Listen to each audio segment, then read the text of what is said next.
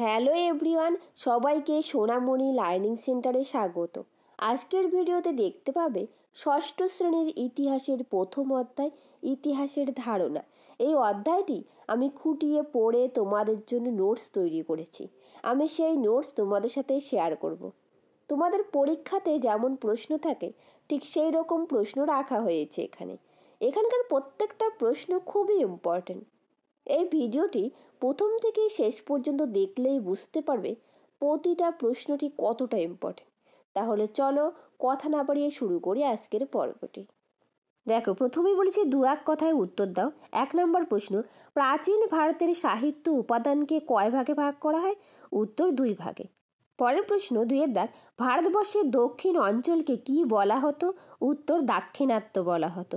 Next প্রশ্ন, পরের প্রশ্ন 3 দাগ, নদীমাতৃক সভ্যতাগুলি কোথায় গড়ে উঠেছিল? উত্তর নদীর ধারে। নেক্সট প্রশ্ন, মাতৃক শব্দটির অর্থ কী?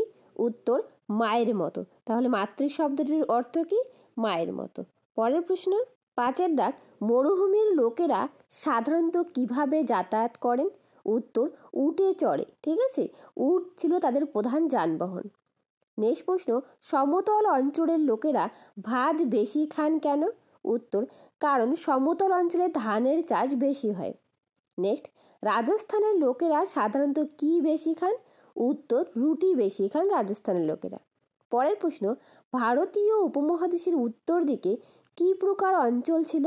উত্তর পাহাড়ি অঞ্চল ছিল। নেক্সট প্রশ্ন, সিন্ধু ও গঙ্গা নদীর দুপাশে কি প্রকার অঞ্চল ছিল? উত্তর সমভূমি অঞ্চল। আর সিন্ধু ও গঙ্গা নদীর দুপাশে সমভূমি অঞ্চল ছিল।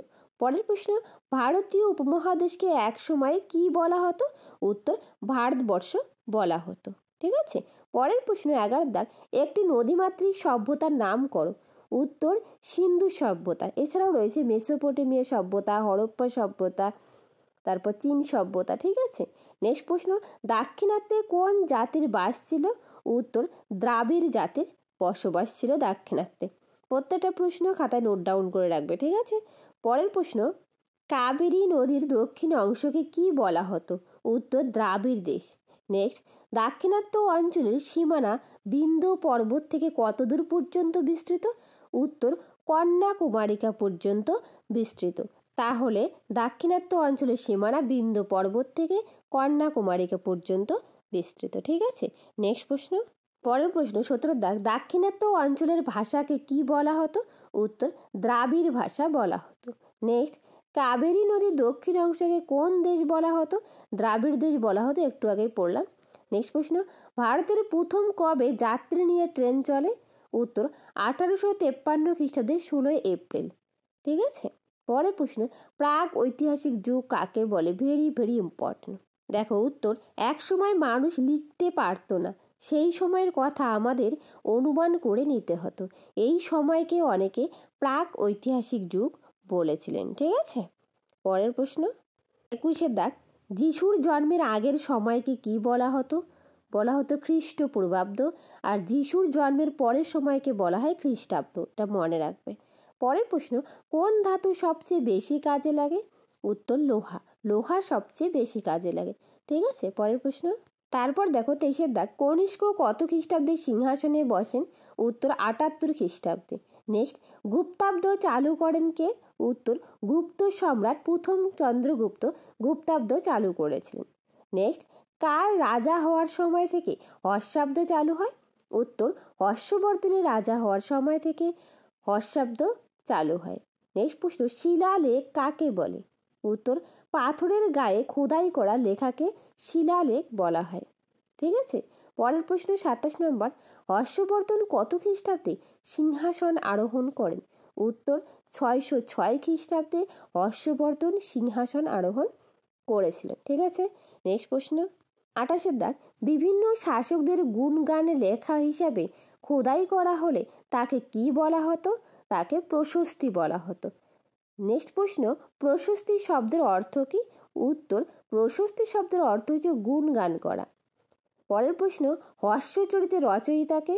উত্তর বাণভট্ট হর্ষচরিতের রচয়িতা। পরের প্রশ্ন 31 নম্বর, এলাহাবাদ প্রশস্তি থেকে কোন সম্রাটের কথা জানা যায়? উত্তর গুপ্ত সম্রাট সমুদ্রগুপ্তের কথা জানা যায়। নেক্সট প্রশ্ন, পরের দাগ, ভাস্কর্য কি? উত্তর, পাথর, ধাতু বা পোড়ামাটির উপর খোদাই করে বিভিন্ন দেবদেবী, মানুষ, পশুর মূর্তি প্রভৃতি বানানো হতো। এইগুলিকেই বলা হয় ভাস্কর্য। নেক্সট প্রশ্ন, ভারতের দুটি গুহার নাম লেখো যেখানে ভাস্কর্যের নিদর্শন পাওয়া যায়। উত্তর, অজন্তা ও ভীমবেটকা গুহা। ঠিক আছে, তারপর দেখো, মাটির নিচে চাপা পড়ে যাওয়া উপাদানগুলিকে কারা খুঁজে বের করেন? উত্তর হবে প্রত্নতাত্ত্বিকরা। ঠিক আছে, নেক্সট প্রশ্ন, ধর্মভিত্তিক সাহিত্যের মধ্যে প্রধান সাহিত্যের নাম কি? উত্তর, বৈদিক সাহিত্য। বৈদিক সাহিত্য একটি ধর্মভিত্তিক সাহিত্য। নেক্সট, এলাহাবাদ প্রসূস থেকে কার কথা জানা যায়? উত্তর, সমুদ্রগুপ্তের কথা জানা যায়। একটু আগে পড়লাম এলাহাবাদ প্রসূসটি কে রচনা করেছিলেন? বাণভট্ট। তাহলে বাণভট্ট কে ছিল? সমুদ্রগুপ্তের সভাকবি ছিল। ঠিক আছে, নেক্সট প্রশ্ন, পরের প্রশ্ন 37 নম্বর, জাদুঘরে কি কি থাকে? উত্তর, মাটির নিচ থেকে পাওয়া পুরানো দিনের বিভিন্ন প্রত্নবস্তু জাদুঘরে যত্ন করে রাখা থাকে। এছাড়াও হারিয়ে যাওয়া জন্তুদের হাড়, রাজা রানীদের পোশাক, অস্ত্র শস্ত্র, নানা রকম মূর্তি, ছবি, বইপত্র প্রভৃতি থাকে জাদুঘরে। ঠিক আছে, নেক্সট প্রশ্ন, পরের প্রশ্ন, মুদ্রা কিভাবে ইতিহাস নির্মাণে সাহায্য করে? উত্তর, প্রাচীন ভারতের ইতিহাস নির্মাণে মুদ্রা বিভিন্নভাবে সাহায্য করে। মুদ্রায় বিভিন্ন শাসকের নাম, মূর্তি প্রভৃতি খোদাই করা থাকে। এছাড়াও অব্দও পাওয়া যায় মুদ্রায়। এর ফলে মুদ্রা থেকে বিভিন্ন শাসকদের ইতিহাস জানা যায়। ঠিক আছে, পরের প্রশ্ন, প্রাচীন ভারতের ইতিহাস জানার জন্য কোন 3 ধরনের বিদেশি বিবরণ জরুরি? উত্তর, গ্রিক, রোমান ও চীনা দূত পর্যটকদের বিবরণ জানাটা খুব দরকার। ঠিক আছে, নেক্সট প্রশ্ন, পরের প্রশ্ন 40 নম্বর, সাহিত্য উপাদানের সমস্যাগুলি কি কি? উত্তর, বিদেশি সাহিত্য উপাদানের বেশ কিছু সমস্যা আছে, যেমন বিদেশিরা ভারতীয় উপমহাদেশের সংস্কৃতি বুঝতেন না, ফলে অনেক কিছুর মানে বুঝতে তাদের অসুবিধা হয়েছিল। নেক্সট, কাব্য বা নাটকগুলি থেকে সমাজের নিচুতলার মানুষদের কথা বিশেষ জানা যায় না। নেক্সট, বিভিন্ন দেশীয় সাহিত্যের পক্ষপাতিত্বের উদাহরণ আছে। পরের পয়েন্ট, অধিকাংশ সাহিত্যের বর্ণনা ছিল মন গড়া। তাহলে সাহিত্য উপাদানে এই সমস্যাগুলি দেখা যায়। ঠিক আছে, নেক্সট প্রশ্ন, পরের প্রশ্ন 3 দাগ, একটি প্রশ্নের উত্তর দাও। 1, নদীমাতৃক সভ্যতা কাকে বলে? উত্তর, আদিম মানুষ যখন ঘর বাঁধতে শিখলো, যখন দলবদ্ধ হলো, তখন তারা খাদ্যের প্রয়োজনে বিভিন্ন জায়গায় ঘুরে বেড়াতে লাগলো। একসময় মানুষ বুঝতে পারলো নদীর তীরভূমিতে ভালো গাছপালা হয়, যেসব গাছের ফল মূল কিংবা নানা শস্য খেয়ে পেট ভরানো যায়। ফলে মানুষ নদীর তীরবর্তী এলাকাতেই বসবাস শুরু করলো। নদীকে ঘিরেই গড়ে উঠলো তাদের নিত্যদিনের জীবনযাত্রা। ধীরে ধীরে মানুষ একটু একটু করে সভ্য হলো। মানুষ নদীর তীরভূমিকে আশ্রয় করে তার সভ্য জীবনের ক্রমাগত বিস্তার ঘটাতে লাগলো। সভ্যতার আদি পর্বে তাই নদী মানুষের মায়ের মতো ছিল বলে নদীমাতৃক সভ্যতা বলা হয়। এক কথায় বলা যায়, নদীকে কেন্দ্র করে যে সভ্যতা গড়ে ওঠে তাকেই নদীমাতৃক সভ্যতা বলে। যদি এটা 1 নম্বর আসে তাহলে এতটুকু লিখবে, যদি এটা 5 নম্বর আসে তাহলে আমি যেটা লিখে দিয়েছি সেটাই তোমরা লিখবে। ঠিক আছে, নেক্সট প্রশ্ন, তারপর দেখো 2 নম্বর, আমরা ইতিহাস পড়ি কেন? উত্তর, মানুষের জন্মলগ্ন থেকে আজ পর্যন্ত মানুষের জীবনযাত্রার বিবরণীকে ইতিহাস বলে। অতীতের বিভিন্ন বিষয় জানতে, বর্তমানকে বুঝতে এবং ভবিষ্যতের কাজ ঠিক পথে পরিচালিত করতে আমরা ইতিহাস পড়ি। তো ইতিহাস পড়ার কারণগুলি কি এবার বিস্তারিত আলোচনা করব। দেখো 1 নম্বর পয়েন্ট, মানুষের উৎপত্তি। বর্তমান মানব প্রজাতির উৎপত্তি হয়েছে প্রায় 2 লক্ষ বছর আগে।